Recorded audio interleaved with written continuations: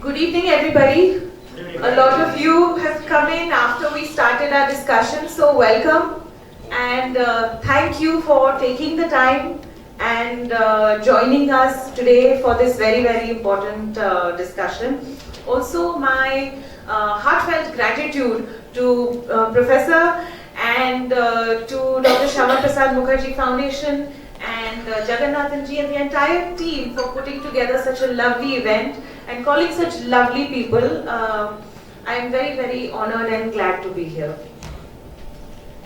I am also very emotional today because I am speaking here after a very long time in the land of the Sengal.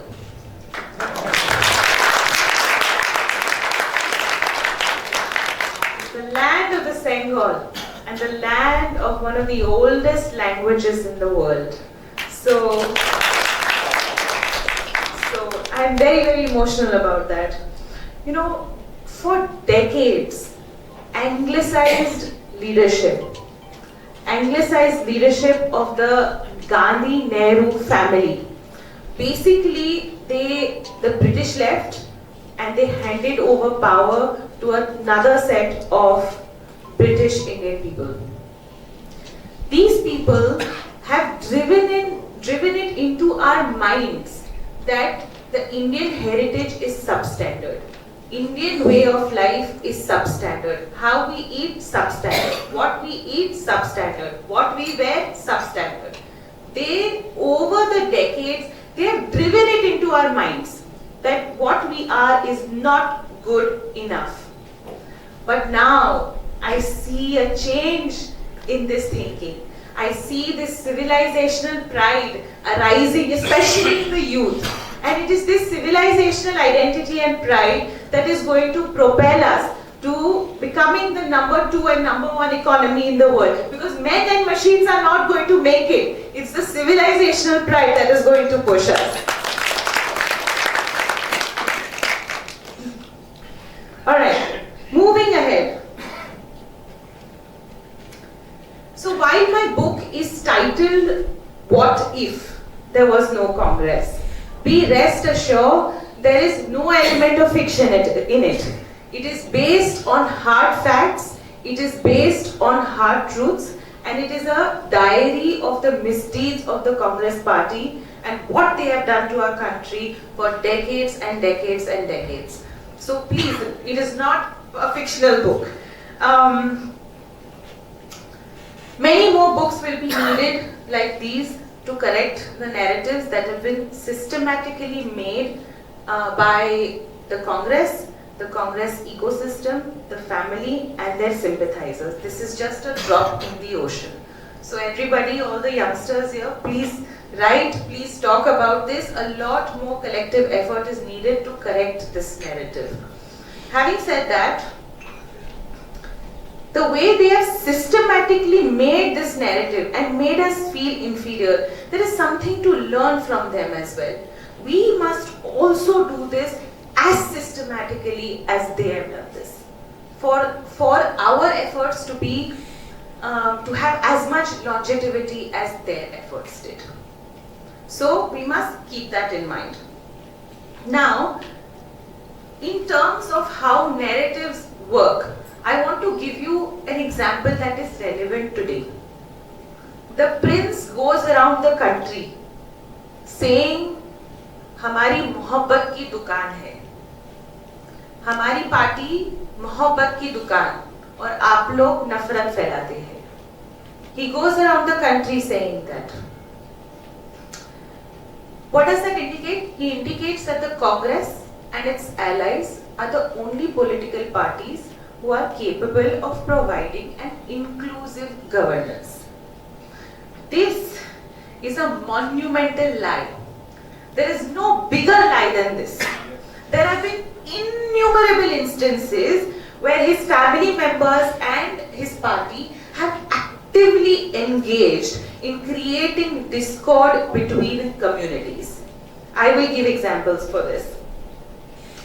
For instance, in 1977, after the emergency, when Indira Gandhi and the Congress party were thrown out by the country, when they lost the general elections, Sanjay Gandhi promised his mother, हम अगला चुनाव इस मुद्दे पर जीतेंगे, that we will protect Hindus and moderate Sikhs from militant Sikhs. हम इस मुद्दे पर अगला चुनाव जीतेंगे. To ensure that this happened, they interviewed and found Bhindranwale. अभी प्रॉब्लम क्या हुआ भिंडरावाले का? That he came in, they funded him, he got all militant, he got all the militant tendencies, but he was not demanding Khalistan by himself, that I want Khalistan. That is not a statement he was saying. This was a problem. What did the Congress party do? They also erected Dal Khalsa. They funded Dal Khalsa with the singular purpose of only asking for Khalistan. So Bhindranwale on one end would say, अगर बीबी मेरी जोली में खालिस्तान डालेगी तो मैं मना नहीं करूँगा.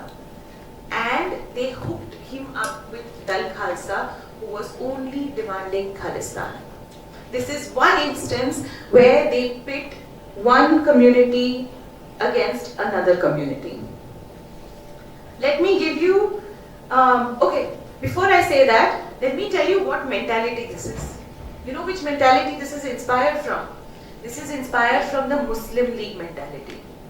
You know, when Muslim League was trying to find its ground in India before independence, they would go from province to province. And especially in the areas where Muslims were in minority, they would spread this narrative that Muslims are in danger from Hindus. This narrative only worked in areas where Muslims were in minority. It did not work in areas where Muslims were in majority because they knew that हमें इधर कोई tension नहीं, हम खुश हैं. Like in the Northwest Frontier Province. So this is Muslim League mentality that the Congress is still inspired by. Now let me continue and give you another example since we are talking about the Muslim League. Do you know Indira Gandhi, immediately after partition, when the country was still healing from the bloodshed and the heartbreak of cutting our country into two, Indira Gandhi as Congress president allied with the Muslim League in Kerala to orchestrate protests to destabilize a democratically elected government by influencing her father to dismiss that government. She allied with the Muslim League. This is their mentality. This is what they want to do. This is what they are still doing by allying with DMK, who says Sanatan ko wipe out kar do. This is still their mentality. It is never going to change. Never. Same thing happened in Northwest Frontier Province. Like I said, we gave away the land. They didn't want to go to Pakistan. They wanted to come to India. But we told them, नहीं plebiscite होगा और हम plebiscite पे contest भी नहीं करेंगे. आपको India join करने का ऑप्शन भी नहीं मिलेगा. आपको पाकिस्तान ही जाना पड़ेगा. This is what I mean. That creating communal discord is how they win power and how they hold on to power.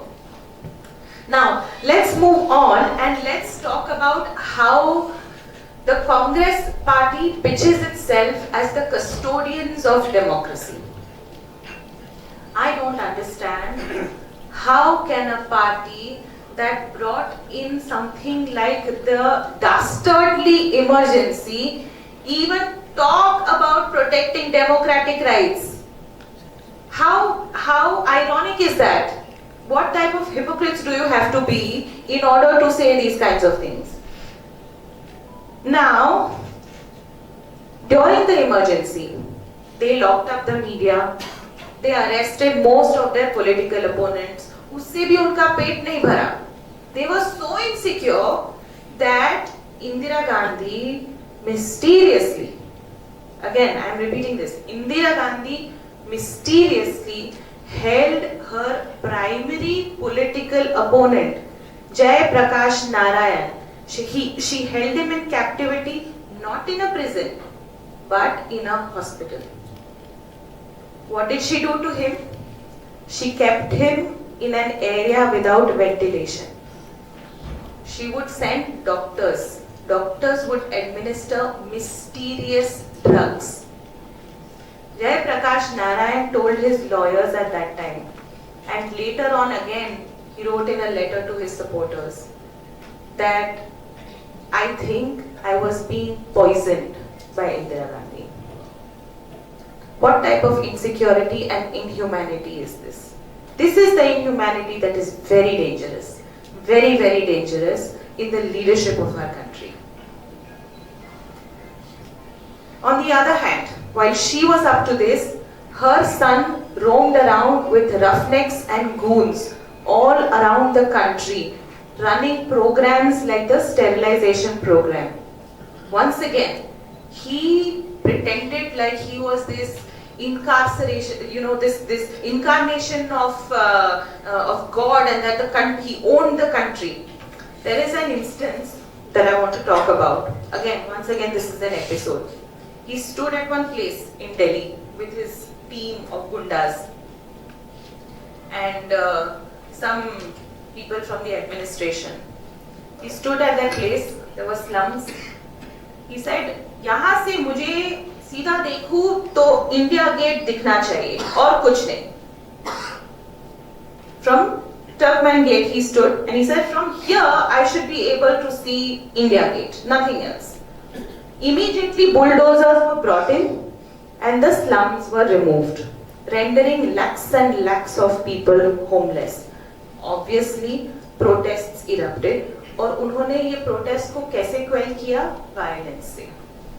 They ordered the police to violently quell these protests. So once again, when we hear this narrative कि आप किसानों पर you're not you're listening to them and you're using violence against them, is that look at what they have done. So they have no right to talk about how protests should be handled. Anyway, so my final remarks, I'm going to talk about this Dekho Apna Desh Yatra that's going on currently, and then I'm going to end it.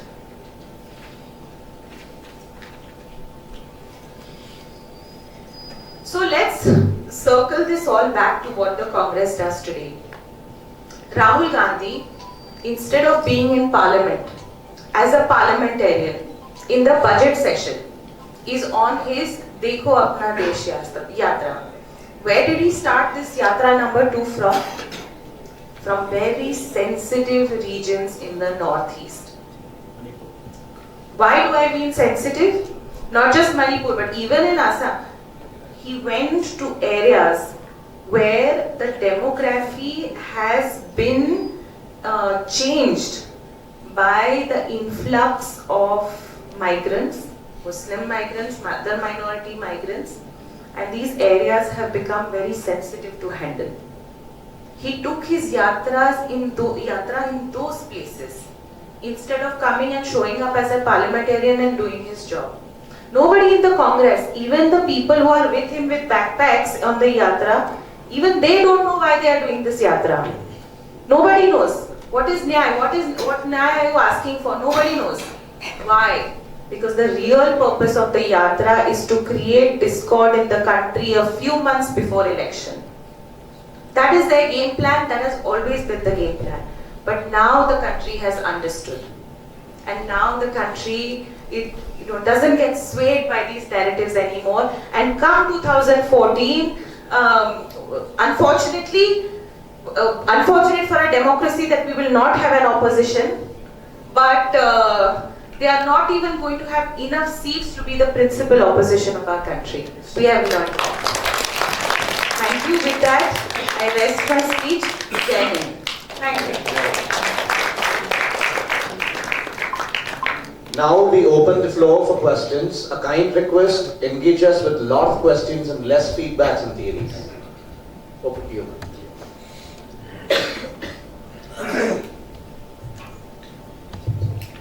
I'm ready to read your book, so I'll be able to appreciate when I go through this. But I just want to make 2 points. Yes, please, please. See, I'm born in 1949. So I'm 75 years old. In our younger days, around 50s when we were in the school, the narrative given to us is Gandhiji by his non-violence brought us the freedom, and it is through Congress the freedom was achieved. This is the narrative we have been taught over a period of time, and I think till some time back this was the narrative. But to my good luck, I joined a different stream, and I had interacted with a lot of people, I had read a lot, I visited a lot of countries, and now I understand Britishers were forced to give us the freedom because after the Second World War, when they were losing a lot of their troops, they could not anymore afford to govern India. Whatever the forces left in India were thinly spread out. By the time the revolutionaries in India had started off everywhere, one side Gandhiji is doing his job, but people who were becoming impatient have started revolutions. And they were attacking and killing the British people, and Britishers were no more to accept any more bloodshed of their people. So they were looking for a chance to quit. So that's how. So it is not only because of Congress and Gandhi, it is actually because of the revolutionaries, which unfortunately is not written so much. There are so many people who had contributed to it. This is the first point, which I understand now. Second is the Himalayan blunder, 1962. Nehru was not able to take a decision according to what I know. He was told by the air chief at the time, we didn't have a very great air force. We had Tufanis, we had Rapids, subsonic fighter planes. For Chinese, the air force was very much behind. It's only the land forces moving in on the mountains. We could have frightened them by using these fighter aircrafts, doing some strapping and attacking. That would have stopped them in Bomdila or even higher up. Even in Tawang. They came from Tawang to Bomdila and then came down to Arunachal. He could have stopped them long back, they would have got scared. Nehru didn't do. He didn't allow the Air Force to operate. This is the thing I would like to make here, because Correct. Air Force was capable of doing it, they were not given a chance. But I want to add one point here, that the people who Panditji surrounded himself with in 62 were all family and friends. The scary part is that Krishna Menon, our defense minister, was a KGB asset. The KGB has confessed that we were grooming Krishna Menon. So Krishna Menon, who had placed an order for fighter jets from somewhere in Europe, the KGB made him change that order to the Soviets, and the MiG planes did not come on time when we needed them during the 62 China war. The other people who Panditji surrounded himself with at that time for consultations were Vijaya Lakshmi Pandit, who was the ambassador, General Kaul, who was Kamala Nehru's cousin, right? Then B.K. Nehru was ambassador to the United States. He didn't allow for any other independent opinions. He only surrounded himself with family and friends, a problem that still exists in the Congress party so many years later. Good evening, ma'am. Good evening. Let me start on a little lighter note. Yours is a very...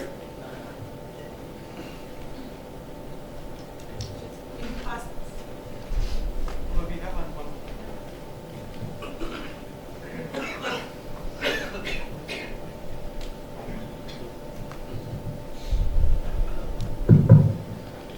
It's quite fitting that you have a very interesting middle and a last name. The middle name is what we want to get out of the middle of our psyche. And the last name was our last hope during 2014 election. It's a very good icebreaker. Whenever I meet somebody new, they ask me about my name and then I ask them which side are you on, then accordingly I tell you what my last name is. But my question is, was Mr. Nehru prodded by the British to take the Kashmir issue to the United Nations? Oh yes, absolutely. I have written about this in detail in my book, that our armed forces, the feedback that our armed forces were giving is that we will win back the land that these Kabalis have captured and that the Pakistani army is trying to capture. We will win it back. The armed forces told us that. On Christmas, so basically, if you recollect, we took the Kashmir issue to the UN on 1st January 1948. On 25th December, Christmas, just a week before, Mountbatten wrote a letter to Nehru saying, and that letter, the contents are there in my book, saying that if you think that continuing the war is going to end in your favor, you are wrong. This is going to hurt your image as a global statesman. Hence, you should take this issue to the UN. My point is, what difference does it make? You want to save your land or you want to save your reputation as a statesman? But that letter influenced him to go to the UN. The second influence that Mountbatten had on Nehru, we took the matter under a section that allowed for, that basically did not allow us to fight back until they provided a resolution. We should have taken it under a section where there is a transgression of our land that is happening, where we could have just fought even before the UN could, give any kind of judgment. But we took it under a dispute of territory. There was no dispute of territory. It was our territory that they came and took over. We took it under the wrong section to the UN. Also, Nehru made Sheikh Abdullah part of the team that went to the UN. Sheikh Abdullah was hobnobbing with the officers in the UN, asking for a independent Jammu and Kashmir instead of talking about India's behalf. So, yeah, too many mistakes. Good evening, ma'am. Good evening. The session was very enlightening. So, my maternal grandfather was a congressman all his life. He wore khadi 7 days a week. So, once I was politically aware, self-aware, I asked him a question on why Congress was, such an anti-nationalist party. So he said, apart from the Nehru clique, most of the other Congress party people were actually pro-Hindi. In fact, Congress was called as a Hindu party at that time of the thing. So what happened? I mean, my question is, why didn't the others wrest the power from the Nehru clique after independence? Why there was no coup within the Congress party? Actually, some of it I've written about, so I will try to explain it. When Gokhale called Mahatma Gandhi to India from South Africa, at that time, Muhammad Ali Jinnah was a very senior congressman. He was fighting India's case against the British in various courts. He was more senior than Mahatma Gandhi in the Congress party scheme of things. He truly at that time believed that we should be secular, there should be no religion in politics and all of that. And please sir, correct me if I am wrong. Then Mahatma Gandhi came with all his showbazi of Hindutva. He brought in ahimsa, satyagraha, prayer meets at ashrams, various other, kept listening to bhajans, would do his and ऐसे ऐलान करते थे कि independent India will be like Ram Rajya. उसमें राम राज्य चलेगा. That's what made Jinnah and the Muslims insecure. That इतने हिंदुत्ववादी राम राज्य में Muslims के लिए कहाँ जगह है? So basically, first Mahatma Gandhi mainstreamed religion into politics. Second time there was a coup in the Congress party is when Subhash Chandra Bose came in. But again, he was a ferocious, man of steel. He said, "I'll only leave you. What you're going to leave me?" And he went and he formed. He did his own sort of diplomacy and which, in fact, many people believe that it is his revolutionaries. It was that which forced. That forced the British. Yeah. Troops. Yes, they were losing lots of They cannot troops. afford. They Yes. lost enough in second. Yes, and the Atlantic Charter that the UK had signed with the US, because the UK was out of money, they signed an Atlantic Charter. By that, the US said, "Okay, we will give you funds, but you have to free your colonies." So they had to free us, and plus the violence that Bose was orchestrating. So that's why they left. So that's the coup. The people who remained in the Congress, the Panditji and Mahatma Gandhi said, who eventually ended up running the country, they really didn't get us the freedom. They just enjoyed the post of power. Hi, and congratulations on your 4th book, Thank you. and wishes for many more. Thank you. My question is, when we talk about Nehru and Gandhi, yeah, they were too many wrong narrations that we have been fed all these years, and I don't know, even still now it's continuing, not fully to the extent that you have exploited. But there is one grey area where people talk about Nehru giving, dams, infrastructure, or PSUs, and a lot of good things also on the other side. What is your take on that, and how do you narrate it along with the negatives that he has already done? Yes, so you are right. He gave us DRDO, he gave us AIMS, he gave us IITs, he gave us some other PSUs. Why? Nehru himself, sir, I think had said that I am the last Englishman to rule India. As the last Englishman, the expectation would be that you would copy what the West is doing, you would copy what the Soviets are doing, and try to impress them because they are your masters. That's what he tried to do. He copied these concepts from them but was only able to start one institution, if at all. Right? So, but having said that, let me also say, IIT बनाने से क्या फायदा अगर आप primary education provide नहीं कर पा रहे हो? Are you only making an IIT for your rich friends who are able to go to private schools and then go to IIT and then brain drain होके abroad चले गए? Right? You did not provide, and I have this with facts that in our 5-year plan we had set a deadline of 61 to have a network of primary education all around the country. We missed that deadline. फिर एक conference बुलाई. अब क्या करें? And in that conference, they realized that to set up this network of primary education schools, we will need at that time 330 crore rupees. They were not willing to give that money for this cause. So then Pandit ji said, सब लोग आप अपने अपने हिसाब से अपने अपने गांव में कर लो. So places like Coimbatore, places that have educated people, that had educated people even then who understood the value of primary education, they sort of crowdfunded and got good schools, got good teachers, sent their kids to school. But there are many places in the country who didn't realize the value of education, and they remain very weak.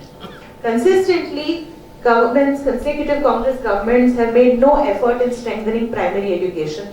This, I think, is a monster that is going to come to bite our country very, very soon if nothing is done about this, because this is our largest growing demographic and we really need to take care of it. Right, Professor Sir?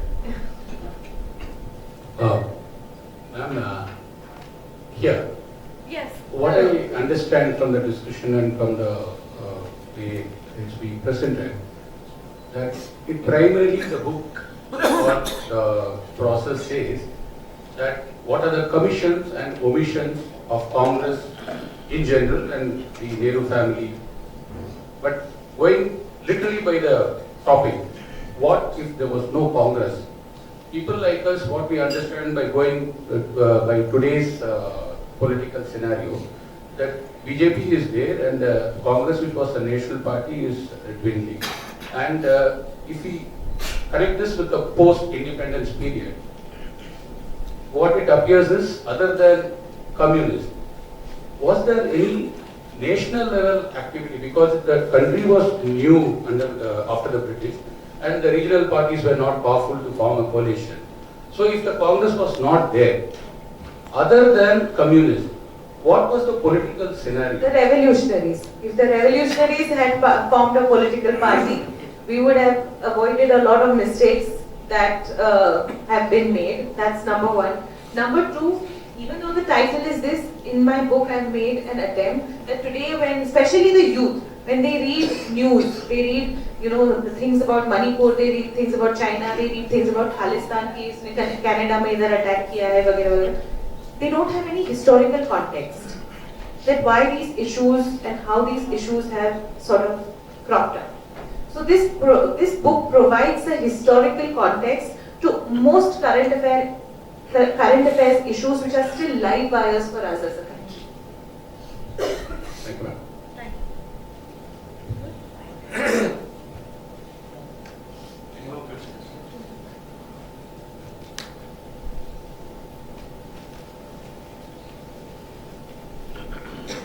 Thank you everyone for being so patient. I really appreciate it.